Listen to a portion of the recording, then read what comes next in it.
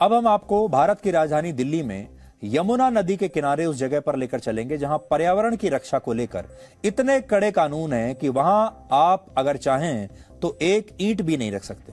अगर आप चाहें तो वहां पर किसी प्रोग्राम का आयोजन करना चाहते हैं, वो भी आप नहीं कर सकते। ये सब कुछ यहां पर प्रतिबंधित है क्योंकि ये नदी का हिस्सा है और इस पर्यावरण को बचाने के लिए कड़े कानून बनाए गए हैं। लेकिन नदी के इसी इलाके के बीचों बीच पिछले 10 वर्षों में सैकड़ों बहुमंजिला इमारतें बन चुकी हैं, बिल्डिंग्स की बिल्डिंग्स बन चुकी हैं और इन्हें रोकने वाला कोई नहीं। दिल्ली के लोगों ने पिछले 10 साल में पहले इस इलाके को यमुना नदी का एक हिस्सा माना और आज नदी के बीचों बीच यहां पर एक बहुत बड़ी बस्ती बन चुकी है जहां बड़े बड़े मकान भी हैं और दुकानें भी हैं। आप देख लीजिए, ये असल में यमुना नदी का हिस्सा है जहां पर आप ये बड़े बड़े बिल्डिंग्स देख रहे हैं। और ये बिल्डिंग जब आप देखेंगे तो ये किसी गरीब आदमी की बिल्डिंग तो आपको कहीं से लगेगी नहीं, किसी गरीब मजदूर की बिल्डिंग नहीं है।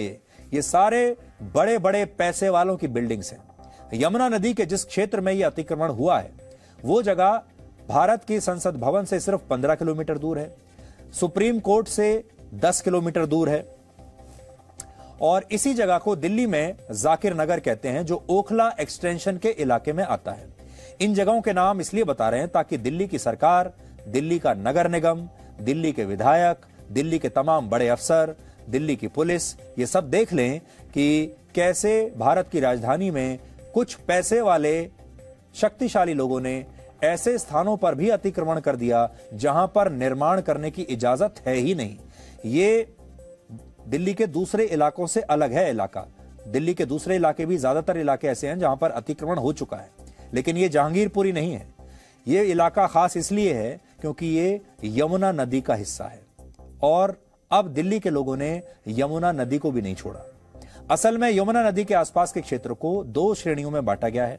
एक क्षेत्र को सबमर्ज्ड एरिया कहते हैं, यानी डूब क्षेत्र कहते हैं। ये वो क्षेत्र होता है जो नदी का जल स्तर सामान्य से ज्यादा होने पर नदी के अंदर समा जाता है, तो आप समझ लीजिए ये नदी का ही हिस्सा है। और दूसरे क्षेत्र को सिल्टेशन एरिया कहते हैं।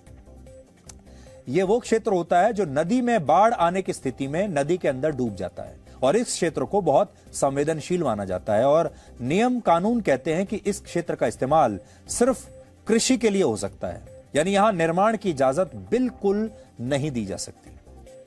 लेकिन आप सोच सकते हैं कि भारत में अतिक्रमण का हाल यह है कि लोगों ने नदी में भी मकान बना दिए। Presenting B news app available on Google Play and App Store. Download it now.